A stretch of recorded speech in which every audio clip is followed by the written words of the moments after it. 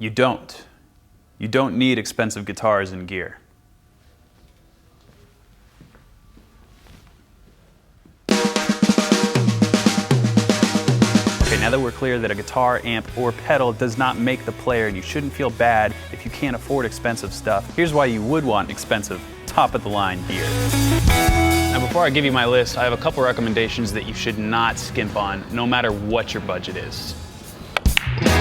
While tone is in the ear of the beholder, subpar strings need to be avoided at all costs. This is one area where $5 can make an astronomical difference. From poor feel to greater potential to break to early rusting, quality strings should be a priority no matter what quality instrument you're putting them on. When it comes to picks, gauge isn't that important. Play what feels comfortable, but don't use plastic picks. That's my only recommendation. It's kind of like eating a steak with a plastic fork and knife. Sure, you can do it, but you should probably use a steak knife. Well, most people won't be able to tell the difference between an inexpensive cable and a high quality cable. The truth is, cables break down over time, and the cheapest ones will do this the quickest. Cables are something you should buy one time for a premium, and you'll never have to worry about them again. The best cables also come with lifetime warranties, so you can be set for life with a quality set of cables. Now on to the 5 reasons you need expensive guitars and gear. If you spend your hard-earned money on expensive gear, you're more likely to use it as you want to justify your purchase. Sure, you can spend a small amount of money on mediocre gear that becomes easy to cut your losses from and not keep up with, whether that's maintenance of the gear or just a general lack of excitement towards it. This has to do more with mentality than anything else, which I think is extremely overlooked when examining how a musician can improve and grow. A well-made instrument that plays great and doesn't break down over time allows for an extremely important element for a musician's development, and that is consistency. If your guitar is constantly requiring a setup adjustment, cracking and buzzing, or malfunctioning in any way, this can lead to frustration and discontempt for the gear itself. That can negatively impact a musician who wants to continue to get better, because sometimes the more an inferior instrument is played, the more worn down it can become. If you buy a quality-made instrument once, it'll last you your entire life.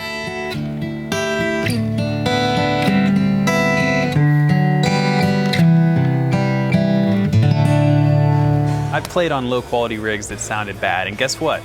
I played bad. I sounded bad. Even the best guitar players in the world will sound a little off on a rig that they're not comfortable with. And that's the point here, comfortability.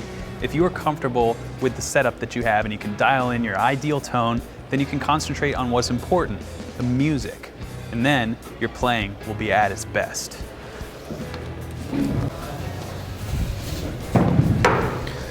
Reason number 4. It makes you want to play. I mean, look at this guitar. Why wouldn't you want to pick this up and play it? It's beautiful. Aesthetics are an undeniable part of what buying and owning gear is all about. On top of that, if you're playing more often because of how cool your gear looks, that's a good thing. Anything that gets your fingers on the strings is a win, and expensive gear has a knack for doing that.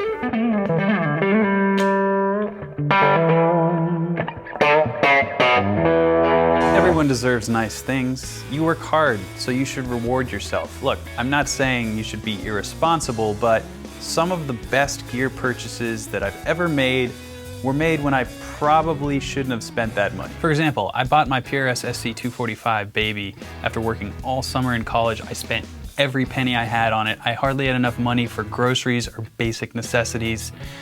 And yet, here I am, basically doing my dream job, and I think that guitar is a huge reason why I've made it here today. It made me accountable to play it because of what I spent to get it. It made me better because it never required maintenance because of how well it was made. It definitely makes me want to play it because of how it looks, and I feel like the best player I can possibly be when it's in my hands. So be selfish.